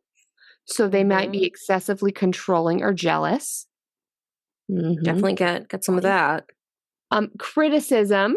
They may refuse to accept criticism or handle it well. So like he could criticize her and all the other nuns, but as soon as she was saying like, you can't play God like this, like he couldn't handle the fact that maybe him trying to like mess with genetics and try to actually bring back Jesus's DNA, like maybe that's not super cool. Yeah. He couldn't hear that. No, totally. Mm-hmm. They likely believe that they have superior intelligence to other people. And just reject other people's opinions, which I think we probably have talked about this in Spooky Sips before, but I think what's so interesting is the way intelligence works, and this is like my area of expertise for sure, is like if you have a bell curve. Have we talked about this before? I don't know if we talked about it on Spooky Sips. Here's kind of how a bell curve works. Mm-hmm. So you have a room of 100 people. Of 100 people, 68% of them are going to fall in this, what we would call average range between, like, we're just going to pick numbers of anything. This could be a measure of, intelligence, anger, whatever. 68% of them are going to fall between 85 to 115. So the majority of people are going to be considered average. Like 68%. And it gets more and more rare to be further away from the average. Like, so average is 100, and then, 85 to 115 is one standard deviation away. So it's really interesting because most people fall in the average range, which is what I always explain to people, like, that's where you want to be. That's like good. But most people think they're above average. Like, if you poll people, most people think, oh, okay, well, yeah, there's average and I get what average is, but I'm more than average. And it's like, okay, but if everyone's more than average, then average is just a little bit above where you think it's that's what average is. Like, that's average. Like, average. That's how that works. So most people aren't above average because that defeats the purpose of it. Yeah. So it's just kind of interesting. So they believe they're more intelligent than others, but I believe that's actually maybe average because most people think they're more intelligent than others. Right. Yeah. Most people are wrong. Yeah. But they might feel invincible and superior to others. They're selfish. They ignore the needs of others to get their own needs met. And then this is a good one. They have this this mindset of grandiosity, and that is where they have this exaggerated self-perception and like these grandiose feelings, which basically means like, kind of again, like, I'm more important. I'm above others. I have this heightened level of intelligence, importance, whatnot. Yeah. So I don't know if you guys remember, but back when we did the Renfield movie, there was this random WikiHow website where it was like, how to tell if you have Renfield syndrome. Do you remember? Because like I took you guys through it. That's right. And you answered it, and like I diagnosed you, and I was like, oh, just kidding. Renfield's is not a real syndrome. Yes. It's this thing that this dude made up. It's never been real. And yet all of these articles have been written about it as though it's real. But the same website also has the how to know if you have a God complex. So I thought maybe we should just determine if either of you have the God complex. Oh, let's do it. We can answer. You know how together. I know that I don't is because as you were saying this, it's ironic. I used to work for a church, and my boss had such a God complex. As do many people in religion. So, see that. But yeah, let's do this shit. Yeah, no, let's go through the questions though. It's funny because I feel like a lot of people like high up or in certain positions in religion have God complexes, but so many people who are not that don't and have exactly the opposite. Yeah. And so I feel like that really sucks that it gets this bad rep because these like high up people have these like dickish beliefs. Right. But so many more people don't. Okay, but let's figure it out. Okay. So there's 10 questions. Okay. Number 1, do you have feelings of grandiosity? So the biggest sign of a God complex is an inflated sense of self. So here's some ways to tell. Other people might compare your sense of self to a fantasy world. So like if anyone has ever like said like, yeah, your sense of self and who you think like that's not true. Like you think you're Harry Potter. That's right. incorrect. I mean, we all want it to be witches, but I don't think that counts. Right. I mean, I am one, but that's different. Or okay, so like we used to say when we were kids that we thought we were witches, right? And so if that has stuck through as we've become adults, then also if someone contradicts your perception of yourself, do you get angry and lash out? Is this a second question? No, this is all about one, feelings of grandiosity. I feel like they're a little like leading, like you definitely know how to answer this question. Yeah. But I mean, I don't think any of us have grandiose. I agree. So okay, we're 0 for 1. The next is your empathy. So can you recognize and understand other people's feelings? So this would be putting yourself in other people's shoes, imagine how they feel. Are you an empath? Yeah. So people who have God complexes. Are we supposed to be writing these down? Like, no, I'll keep track of it. Is this just a yes, no then? Yeah. Basically. So we are empathetic. Okay. So now you're 0 for 2. No, I am empathetic. Well, right. So you have 0 of the qualities of a God complex for 2. So like we answered the correct way. Well, depending on if you want a God complex. So I'm going to say I'm going to give you a point if you're going to be if you're going to have a God complex. Got it. Let's do this. Okay. Next. Okay. Rihanna, wrap it up. Rihanna's getting impatient. This thing you're doing right now, I'm giving you a point. That's a point for. Oh, in fact, it's trait number 3: inconsiderate behavior and bullying. Only for you though, so it's specific. I only have a God complex to you.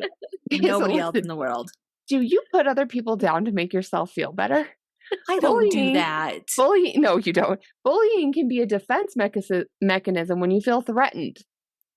Are you feeling threatened by this questionnaire? Or just when you know you're right. All right, so now there's a point for that one. Okay, Yvette, how do you answer this one? I mean, I wouldn't say that I'm a bully. Okay, so I am not a bully. That is 0 for 3. We're answering Brianna's 1 together. for 2. I am 0 for 3. Okay, the next is your need for praise. Do you ever compliment other people just because you can? Just no, praise makes me really uncomfortable. I'm like, I'll tell people like if they're wearing something that I like or something, like they're making. But I don't do it so they'll say, "Oh, you look nice too." Oh no, I thought you were saying just so they can. Like, no, exactly. No, that is what I'm saying. Yeah. So again, let's try to like just answer this with an open mind. So, God complexes tend to give praise that's not often returned. I just feel like you shouldn't give the definition of God complex until the quiz is over because I know you're right. I messed that up. That's fair.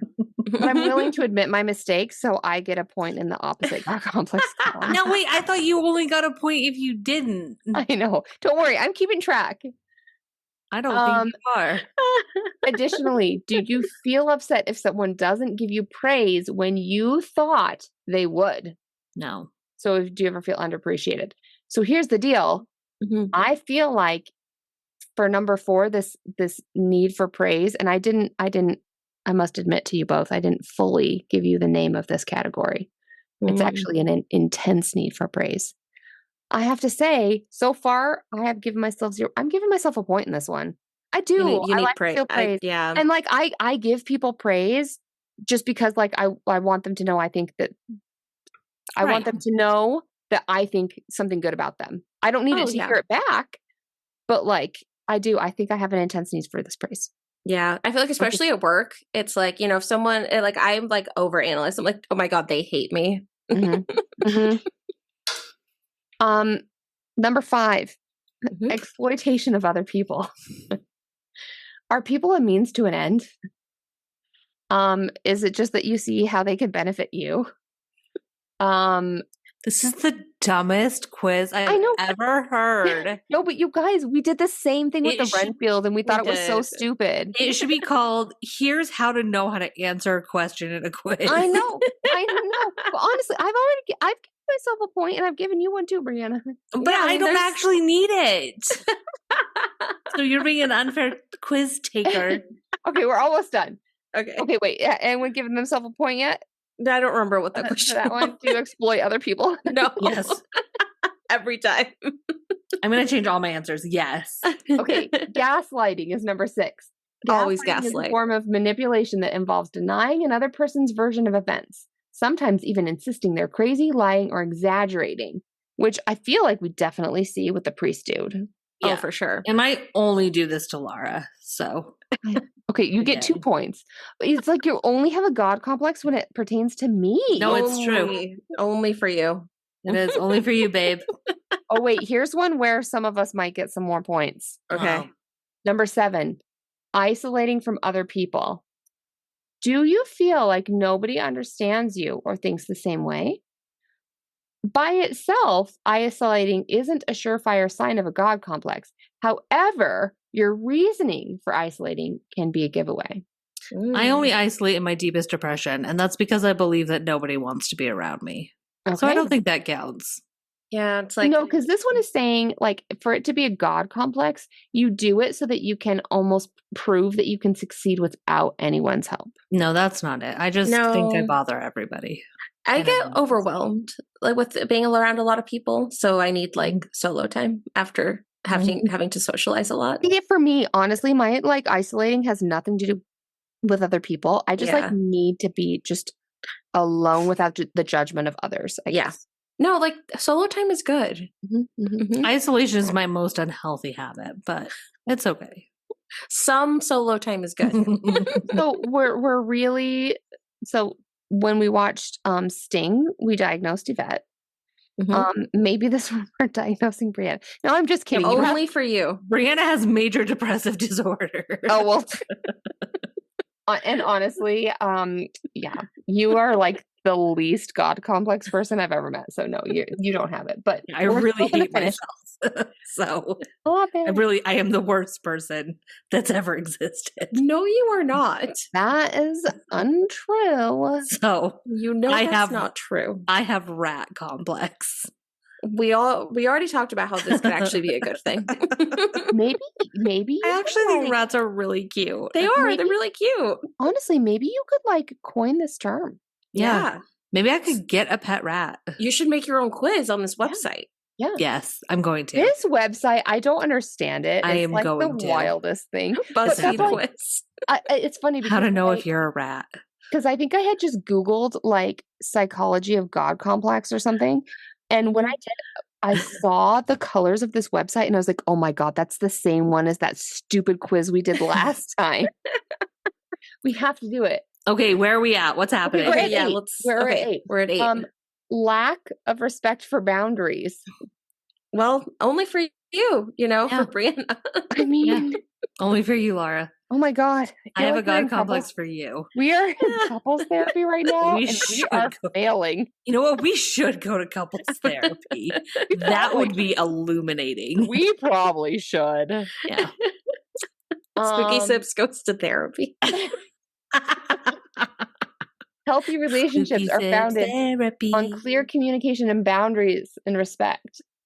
But a God complex can instill strong feelings of entitlement. No, I feel like I respect boundaries. You Yeah. do.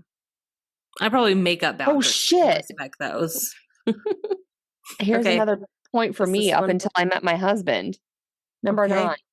A string of unsuccessful relationships. Well, that. Oh my that, God, you know, it wasn't- that sounds like an attack. You don't have a string. I mean, You have my a string is strand. my string is longer than any other person I'm close with. Yeah, but it's a strand. It's not a It's- string. You're it's- fine. You're fine. You're doing really thread. good. We're all proud of you. Fine. Okay, well, I'm going to move on. Spooky Sips therapy. Okay, so here's the difference. Here's why I think we don't have it. Number Okay. 2, refusal to take responsibility. Do you feel like you ever make mistakes? Yes. So many. I fell off a chair once on Spooky Sips. Well, everyone makes mistakes. Yeah. Do you apologize when someone says you've hurt their feelings? I apologize if someone breathes around me. I'm like, I'm sorry. I'm sorry I was here. I'm sorry I was here for that. So if you admit your mistakes, you do not have a God complex. I admit for things that haven't happened and apologize for them. So I think really we have learned that we don't have a God complex. Nice. Mm-hmm. I had more to talk about with this, but I feel like we took so long talking we sure did. about our God complexes. We sure did. I think I'm going to be done with Sight. That works. We'll save this for another day. Mm-hmm. Yeah, we've got a lot of movies ahead of us. Were there any like big things that you know? Oh, like what? Yes, there was. Because the other thing I thought of when I was reading about God complexes is I was thinking of certain people. Mm-hmm. And then I found some lists of people, celebrities that they say have God complexes. Okay. Interesting. So there was a few heavy hitters. Interesting. If you guys had to pick a celebrity that was a frequent flyer on lists of Jennifer Lopez, celebrities. Oh with my God gosh, complexes, yes, she was not on there. At this point, the block is a victim. At least in the Google results. Amen to that shit. Yes. At least from the results that I found of like some of the top lists, she was actually not on there. She should be. Most of them, I will say, I'll give you a hint. Most of them were men. Well, not Donald Trump. Donald Trump was on there. Mm-hmm. Absolutely. He was the number 2. Number 2? Yeah. Was like Kanye West. Yes, it was Kanye West. Yeah. Was number 1. Yeah. So, I mean, there's so many that people say like have them, but like the number 2. Number 1 was Kanye. Number 2 was Trump. Yeah. I mean, it's hard with celebrities because it's like, how many of these, not for the ones we've named, but it's like, how many celebrities, it's like, is that just their persona? Right. Or it's like, what are they actually like? You should probably put Kim Kardashian on that list. I mean, right? Or Kris Jenner, at least, because she's the puppeteer, right? That's the real mastermind. Yeah, absolutely. Sure. So here's the thing for me is like, I think some of those I can see that it's been a curated personality. Like I can see that maybe even Kim Kardashian's is kind of like this curated personality, but I think some you cannot fake. Like Kanye's not faking. Trump is not faking. I agree. Kris Jenner is not faking. Like, and if they are, OG. why? Yeah. Yeah. So I actually respect them more if they aren't pretending to be that way, because that would be fucking worse. Yeah. Yeah. Like, why? I mean, they're pretending that would be worse. Yeah. All right. Well, yes, I loved that. I thought that was a perfect God complex subject. I'm sorry for putting you all in that ridiculous quiz, but something about if I find this. So here's the thing: it's a website with like this lime green background. I mean, that you can look at the URL, right? No, I know. I know it's WikiHow. Oh, okay. You were making it sound like you didn't know. I'm sorry. No, I thought you were saying you didn't know where it was. But like sometimes when I'm just Googling stuff, it's not one of the top. So if this WikiHow, this green becomes one of the top results, we're taking the quiz. Okay. Oh, I mean, that's so fair. Mm-hmm. So yeah. Okay, so it's a somewhat recent movie. So do you have any fun facts for us? Oh, I have a couple. I dig for fun facts on this one. Like their IMDb had 2. Right. But like I always try to dig at least a little bit. So the director did do like an Ask Me Anything on Reddit, and I found like some interviews and stuff. So I have a couple that I'll go through. One is that the actor that played Father Sal, as we now know is his name, right. Was played by Alvaro Morte, which I'm absolutely going to pronouncing wrong, and I'm so sorry. I don't speak Italian. Sydney Sweeney met him at like a GQ event. Like it was like some fancy gala that they were at, and they were seated at the same table. And in like the video where he's talking about it, he's like, like at these events, like, like you don't like talk to the other people at the table that you don't know. Cause I think Sydney Sweeney was even like winning an award or something. So like in his mind, he's like, okay, I'm going to talk to the people that I know and like, don't worry about everyone else. But at that same table, Sydney Sweeney was like, oh my gosh, he would be so perfect to play Father Sal. Like she like, just from like seeing him was like, I feel like he'd be so perfect for this. So it was, I think during this event, they were already like location scouting for the movie. Like it was like in process. They were about to start, looking for actors. So they, contacted his people, got connected, and he was like, yeah, like he read the script, he was into it, and that's how he joined the movie. Cool. But I just love the idea of them being at the table, of like him being like, okay, I'm just not going to talk to anyone, and her being like, he's perfect. Yeah, that's I love cute. that. I love that. Yeah, because I was wondering, like, did they know they wanted to do an Italian convent? Because I mean, really, that makes sense. There's not like infinite countries that are known for having Catholic convents, but yeah. So actually, the place where they shot it was Villa Parisi in Rome, which I guess had previously been used at like a bunch of like 70s Italian horror movies. Oh. So the place that they like filmed it like had done a bunch of these before. Like one of them was like A Bay for Blood or like Blood of Dracula, and like so there were like a bunch of these 70s 80s horror movies that were filmed there. We need to find one of those. We have to watch one of them. Absolutely. Also added to the Spooky Sips international tour. Yes. So yeah, I mentioned that the original script had none of the nunnery of it all. So that was added in just kind of like while they were writing. And I think it was like the Ask Me Anything of like how like changes that were made. The director, whose name I wrote down, Michael Moen. He said that when he read the script, the ending was completely different. And he was like you could tell he was like proud of it. Like he was like, he read the script and like he pictured the ending. Like he knew how it was supposed to end. He knew like he had like the exact vision of what we ultimately saw in the movie. Like he knew like she would, give like the birth and like how it would like even be shot. Like it was like, it just like connected with him when he read the script of like how the movie should end.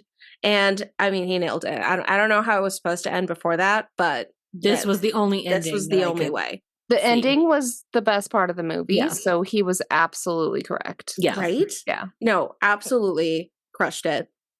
And for, the Catholic of it all, since I don't know if there was any Catholicism, I guess, involved in the first movie, since literally the only line I saw was like, it was originally high schoolers. Right. And there were less nuns.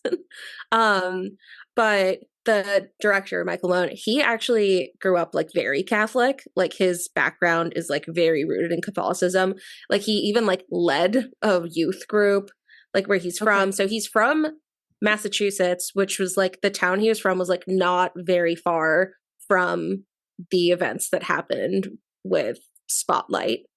So when all of that came to be, like it very much so affected him and, his view on religion, which is why, like, I feel like we talked about it a little bit, like, yeah, like this does have an interesting, it's not like overbearing that he talks about, like the religion, like questioning it, but like it does have, it's a good way of like tackling it.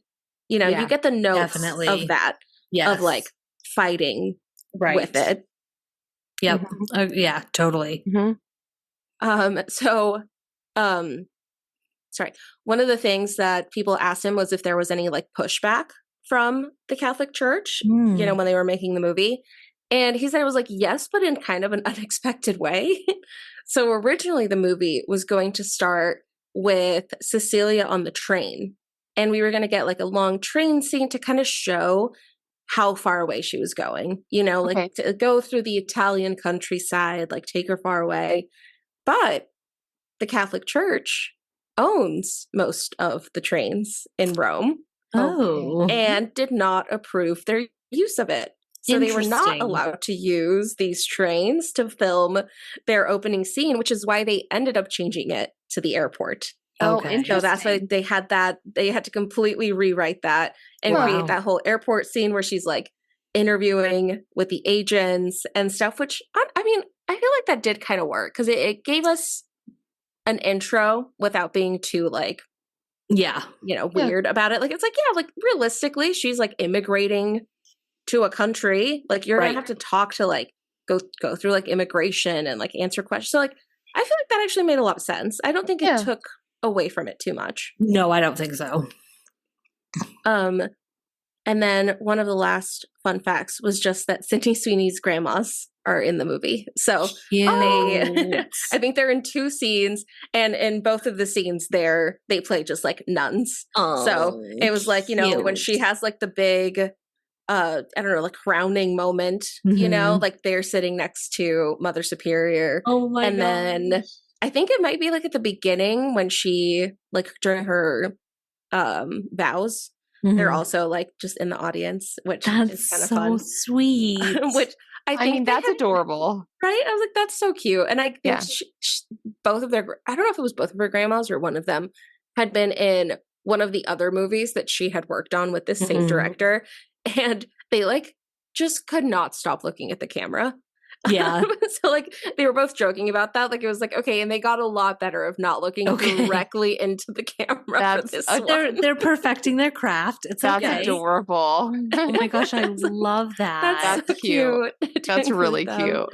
And then the last thing I'll gotta look up like, well, how'd this movie do? They were working with a budget of about $9 million. I found somewhere where it was they got less than 10, approximately 9. And they ended up making like just under 26 million at the box office, which when you think about this type of movie, that's pretty impressive. Yeah. Yeah.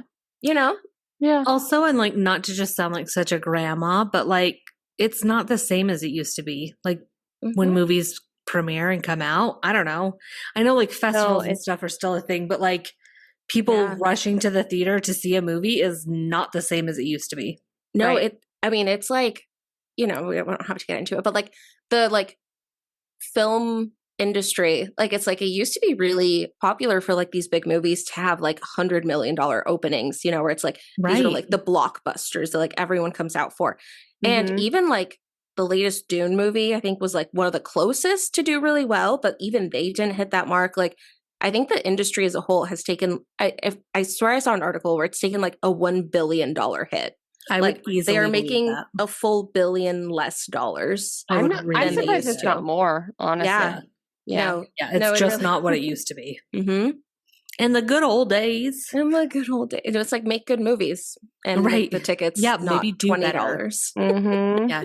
Talk about gaslighting. Yeah. Right. But we don't have to get into that right Rightful gaslighting. So that's all my fun facts. Just a few for this one. Oh, honestly, like I could talk about this movie for a really long time. Yeah, like, even my poor sweet husband, who he does not love horror movies. He'll watch them if I'm like, but we don't. Movies are not one of our things. And he just had to listen to me at dinner just ramble on about this whole movie because I could not stop talking. I did the same with Jaden today. Good. Like I was just like, I have to tell you about this movie. It was so interesting. Because it's funny, like as a horror fan, we look back at the movies that were like a necessity, like Poltergeist, The Shining, like those movies that are like a real establishment in the horror community. And I've always wondered, when you're watching it, do you know, like, oh, this is going to be big? Yeah. And this is what that felt like. Like this felt like, oh, this is going to be. And if it's not, it's a crime. Right. But this should be one of the movies. Yeah. Now that it's on streaming, I wonder if more people will find it. Yeah. All right. Well, I think it's a good time to talk about it. So on Spooky Sips, we don't do stars. We do sips. So out of 5 sips of communion, how many sips do you give this movie? Oh, Brianna, I feel like you maybe should go first because you were just talking about your feelings of the movie. It's so hard for me because like I feel like sometimes I forget what I rate other ones at. So sometimes I'm a little bit all over the place because I know we got to get our spreadsheet going. I know. I'm working on a spreadsheet. Okay, I'm working. We've started one, guys. but like this is I want to say 4, but then I'm like, is that enough? Yeah. Do I want to say 4.5? I'm going to give it a 4.25. All right. Because that's honestly, like it was solid and it held me beginning to end. Like I was fully invested in this movie and it just was like a beautiful telling of the story. Yeah. And like as someone that like goes to church, like it was a really unique concept to be like, damn, that's interesting. Yeah. Yeah. I mean, I feel like, I don't know, I feel like we didn't talk about it enough, but like the setup of it being this like scientific second coming is a really interesting idea. I keep thinking about that. Yeah. Like, and I feel like that's what made this movie so interesting is like, it wasn't this supernatural or demonic, ghostly presence. Like you didn't get any of that. You didn't get ghosts, you know? It was just like science, Jurassic Park gone Catholic. And the set too is so beautiful. Yes, the set was gorgeous. The place where they filmed it, like just very like it was gorgeous. And I love the way that like we didn't understand the language because you felt in it with her. You were just as lost. So yeah, I'm changing. I'm 4.5. It's a 4.5 for me. Loved this movie. Okay, I do have like one thing that is, I think, unresolved. So maybe you guys can like explain it to me if you caught it. But so what was going on with the nuns that had their face covered? Because we didn't talk about them, but the entire movie, there's these nuns that are like, their face is covered, but it's like this tight fitting, like mask, not even mask. It's like, it's a fabric face covering, like a ski mask, but no holes. Yeah, it was almost like you know when people put on the nylons. Yeah, like robbers. Yeah. It was that kind of like nylon. Like, is that a thing? I don't know because like, is it like a modesty thing? Like I cannot show my face. Like this is all about my devotion to God. I don't know. No, like I Googled it and I think like maybe like a very, very long time ago that is like veiled nuns were a thing. But even then they were like veils, like, you know, like the normal, like kind of like head dress thing that they wear. Like it was that, but like a full veil. But even that was like very rare. Like that's not a common thing. Suspension of belief though. Like, yeah, I just feel like that was the only thing that it was like was unresolved for me. And then also like, I feel like they didn't really explain what was going on. No, I completely agree. Yeah. Red can be symbolic of divine, like divinity. But otherwise I have no idea. Yeah. And they were in the like little pieces, but the whole movie. So no, you're right. That is an unresolved bit. So if any of our listeners are like, wait, I know what that means, tell us. No, yeah. No, like tell us. Because you're right. They did show it throughout, consistently throughout. They'd be like watching from a window and stuff. No, you're right. Yeah. You're right. Interesting. Okay, no, yeah. If anyone caught that, or maybe you speak Italian and caught more, that explains it. If you are Sydney Sweeney and you are listening to our podcast, if you could just give us a call and let us know. Oh my God. Also, could you just like number talk to us for a minute? Because you're amazing. I would die. Yeah. Oh, absolutely. I would actually die. No, she's great. I love her. No, she's amazing. Okay, so wait, Yvette, what's your rating then? Oh, sorry. Okay. No, sorry. It's like, you know, it is. I feel like we already said it, but it's like, it's one of those, it's like, I'm still thinking about it. I'm still thinking about things I wanted to talk about. I think for me, it's a solid 4.0. It's a just 4 out of 5. It was really good. I do think partially it was all the duds we watched before this, but like the ending alone makes this a minimum 4 for me. Agreed. Like, the ending was so good. There were a couple things like the people covered in red that I would like explained. Yeah. But it's like a solid 4 for me. Nice. Yeah, I feel like for me, like the ending would have been like a 7. Like the ending was so impactful. Like it was just so good. And I've struggled with this one too because I really, really liked it. And I feel like I want to give it want to give it really high because I just feel like her acting, honestly, I don't know if anyone else's acting was good or not. Just Sydney Sweeney's was so good. Like I can't remember, was anyone else in this movie? I don't know. Right. Mm-hmm. Yeah. But there were some parts that I felt like were a little bit unresolved, but it stuck with me so good. And like, yes, I loved the fact that it was this scientific way of the second coming. I just thought that was such an interesting idea. And for me, what makes me want to rate it higher is not just the duds we watched before, but also I had really no expectations. And then even like hearing the word and like I saw that she was dressed as a nun, I was like, another nun scary movie. It's overdone. Yeah. Mm-hmm. It far surpassed what I was expecting. Nice. Definitely. So I say for me, I'm giving it I'm gonna give it the 4.25, 4.25. 4.25. Nice. Really good. Overall, very solid. Mm-hmm. Yeah. Mm-hmm. Way more than I thought. Yeah. So we figured, amazing woman covered in blood. Where do we go next? You guessed it. We're watching Carrie next. Yes. We have to. We haven't done it yet. We're going to go for the OG. The OG Carrie. Yes. The 1970s. Yes. Yeah, if you want to watch the others, cute, but you got to watch the original first. Yes. I feel like that's one of those where like, I mean, at this point we've done like quite a few episodes, but still it's like, with Carrie, it's like, oh, how haven't we done that yet? No. Yes, exactly. Yes. Yep. So here we come, Carrie. So if you haven't seen it, get sipping and get watching. And we'll see you next time on Spooky Sips. Bye. Bye. Thank you for listening to Spooky Sips. If you enjoyed this episode, don't forget to rate, review, and subscribe wherever you're listening. To stay up to date on all the spooky things we're up to, follow us on Facebook and Instagram at SpookySips_podcast.